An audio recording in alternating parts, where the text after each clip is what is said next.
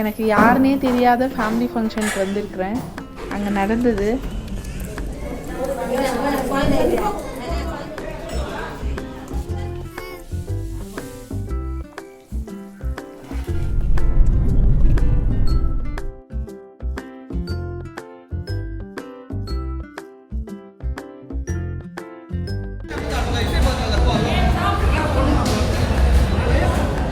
சில வீக்கெண்ட் நம்ம பிளான் பண்ணதை விட லைஃப் நமக்கு அழகான சர்ப்ரைசஸை கொடுக்கும். இந்த 2 நாளும் அப்படி தான்.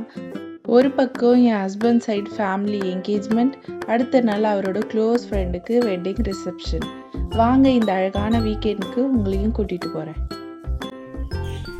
ரெடி ஆகலை, சுத்தமாக ரெடி ஆகலை. ஜஸ்ட்டு மாய்ஸ்சரைசர் சன்ஸ்க்ரீன் மட்டும்தான் அப்ளை பண்ணியிருக்கேன். போயிட்டு ரீச் ஆகிட்டு அங்கே போயிட்டு ரெஸ்ட் ரூமில் தான் ரெடி ஆகணும்னு நினச்சிருக்கேன்.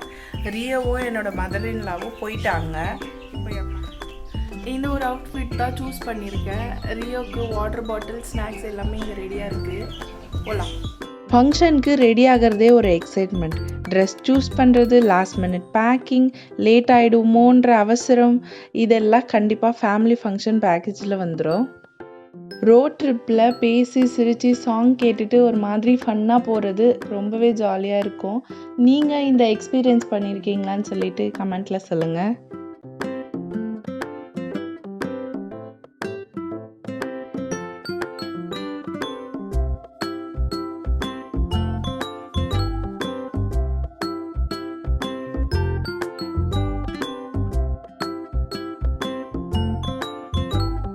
இந்த ஃபங்க்ஷனில் எனக்கு ரொம்ப பேர் தெரியாது, கொஞ்சம் ஷையாக இருந்தேன். கொஞ்ச நேரத்துக்கு அப்புறம் எல்லாரும் ஸ்மைலோடு பேசி என்னை கம்ஃபர்டபுளாக ஃபீல் பண்ண வச்சுட்டாங்க. பொண்ணும் மாப்பிள்ளையும் செகண்ட் ட்ரெஸ் சேஞ்ச் ஓவருக்கு போன டைமில் நான் அப்படியே ரெஸ்ட் ரூம் போயிட்டு ரெடியாக வந்துட்டேன்.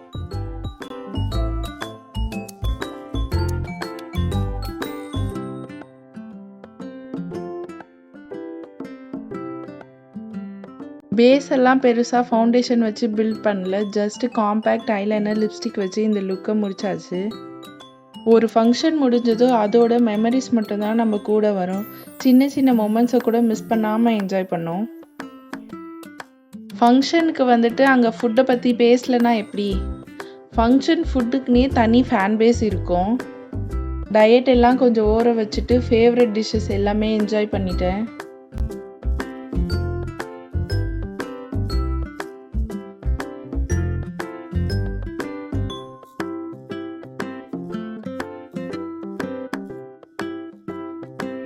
உங்களில் யாராச்சும் சப்பாத்திக்கு குலோப் ஜாமுன் வச்சு சாப்பிடுவீங்களா?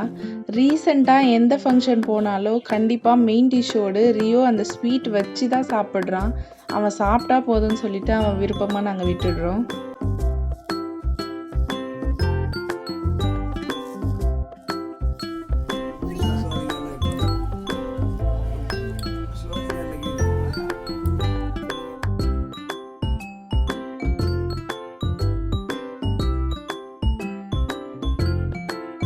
ஹஸ்பண்ட் கூட வராமல் ஒரு டாட்லரை வச்சுக்கிட்டு ஏதாச்சும் ஃபங்க்ஷன் போயிட்டு வர்றதுக்குள்ளே அந்த மதர் ஃபேஸ் பண்ணுற டிஃபிகல்ட்டிஸ் கண்டிப்பாக வேர்ட்ஸால் எக்ஸ்பிளைன் பண்ணவே முடியாது. என்ன மாதிரி இருக்கிற டாட்லர் மதர்ஸ் எல்லாருமே கனெக்ட் பண்ணிக்க முடியும்னு நினைக்கிறேன். உங்களுக்கும் ரிலேட்டபிளாக இருந்தால் எனக்கு கமெண்ட்டில் சொல்லுங்கள். இன்றைக்கி பிரேக்ஃபாஸ்ட்டுக்கு நான் ஹெல்த்தி வெர்ஷனில் ஹாட் சாக்லேட் தான் குடிச்சிருந்தேன். இதோட ரெசிபி வேணும்னா எனக்கு கமெண்ட்டில் சொல்லுங்கள். ஆஃப்டர்நூன் போல் அப்படியே லஞ்சோ ப்ரிப்பேர் பண்ணியாச்சு. ரைஸ், சிக்கன் கிரேவி, ரசம்லாம் வச்சாச்சு. லஞ்ச் எல்லாம் சாப்பிட்டு முடிச்சதுக்கப்புறம் சாரீ ப்ரீ ப்ளீட்டிங்கும் பண்ணி வச்சாச்சு.